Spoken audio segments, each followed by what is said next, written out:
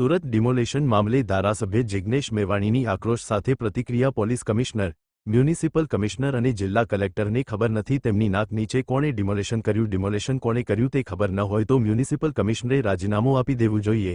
જિગ્નેશ મેવાણી રાજકોટમાં તોડકાંડ કરતી 4 police કર્મીની team હાલ સુરતમાં સક્રિય થઈ છે. જિગ્નેશ મેવાણી પોલીસ કર્મીઓએ ડિમોલેશનમાં વરવી ભૂમિકા ભજવી. જિગ્નેશ મેવાણી, અહેવાલ સંજય પોપટ. મિત્રો, આપણે જાણીએ છીએ એમ અને રાજ્ય સરકારે એકથી વધારે વખત કરેલા દાવા મુજબ ગુજરાત એ વીજળીના ઉત્પાદનમાં ઇલેક્ટ્રિસિટીની બાબતમાં સરપ્લસ રાજ્ય છે. એટલે કે અહીંયા જરૂરિયાત કરતાં વધારે વીજળીનું ઉત્પાદન થાય છે. એ છતાં કેટલીક મોટી કોર્પોરેટ કંપનીઓ, પૂંજીપતિઓ, ઉદ્યોગપતિઓને સાચવવા, કરોડપતિઓને ખરબપતિ બનાવવા માટે ગુજરાતની ભારતીય જનતા પાર્ટીની સરકાર એ કંપનીઓ સાથે મિલીભગત કરી ખાસ કરીને સૌરાષ્ટ્રના અને પછી આગળ જતાં ગુજરાતના 26 જેટલા જિલ્લાઓમાં ખેડૂતોની સદંતર મરજીની વિરુદ્ધ એમના ખેતરમાં બળજબરીપૂર્વક દાદાગીરી કરીને વીજળીના થાંભલા નાખી રહ્યા છે.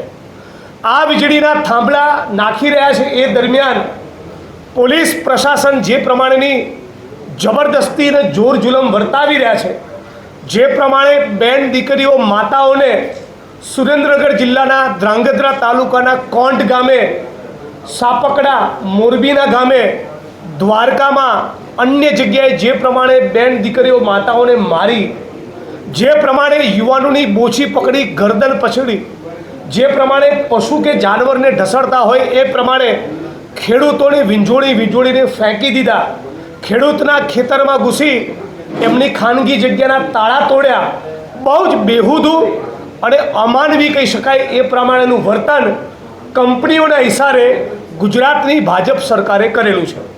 આખા ગુજરાતમાં લગભગ 26 જેટલા જિલ્લામાં આ પ્રમાણે વીજળીના થાંભલા લાગવાના છે.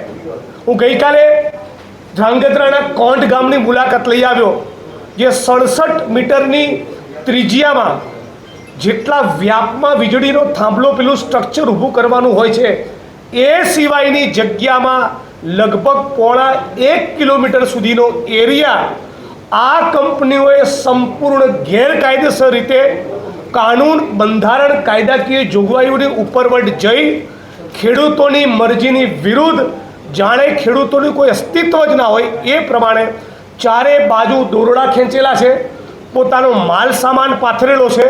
એટલે કે ખેડૂતોની ખેતીની જમીનની વપરાશ એ કલેક્ટરે આપેલી પરવાનગી સિવાય કરવાની, પણ એના વળતરનું એક ફદિયું પણ નહીં આપવાનું.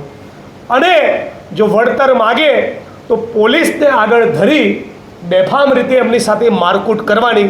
એટલે આ બધાની વિરુદ્ધમાં કોંગ્રેસ પાર્ટી અને 23 જેટલા કિસાન સંગઠનો દ્વારા, ખાસ કરીને કિસાન સંઘર્ષ સમિતિ દ્વારા અમે બધાએ 15મી તારીખે ગાંધીનગરમાં એક રેલીનું આયોજન કરેલું છે.